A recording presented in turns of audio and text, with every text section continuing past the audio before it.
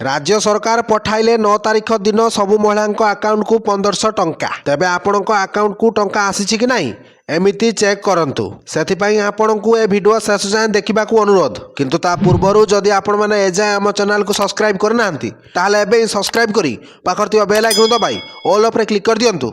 राज्य सरकार मंगलवार डिसेम्बर 9 रे लाडली बेहला योजनार 31तम किस्ती जारी करिसंती। एही प्रमुख योजना अधीन रे मुख्यमंत्री मोहन राज्यर 12.6 लाख महिला बैंक अकाउंट रे प्रत्येक 1500 टंका किस्ती जमा करिसंती। तेणु आपणक अकाउंट रे टंका जमा हेबा परे आपण आपणकर पंजीकृत मोबाइल फोन रे एक मेसेज पाइथिबे। जदि आपण कोनोसी मेसेज पाइ नाहंती तेबे आपण ऑफिशियल पोर्टल को जाई ऑनलाइन रे आपणक पेमेंट स्थिति जांच करि पारिबे। एहा करिबा पई आपणकु परिदर्शन करिबाकू पड़िबो। तेबे आपण मध्य प्रदेश रो स्थानीय बासिंदा होइतिबा आवश्यक एवं छाड़पत्र पाइतिबा महिला माने लाडली बेहना योजना पाई योग्य।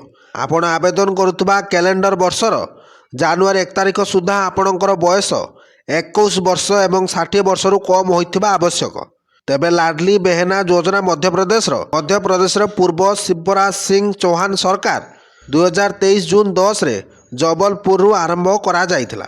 एहा विश्वास करा जाए जे एही योजना 2023 राज्य विधानसभा निर्वाचन रे बीजेपी रो विपुल विजय रे एक प्रमुख कारण थिला।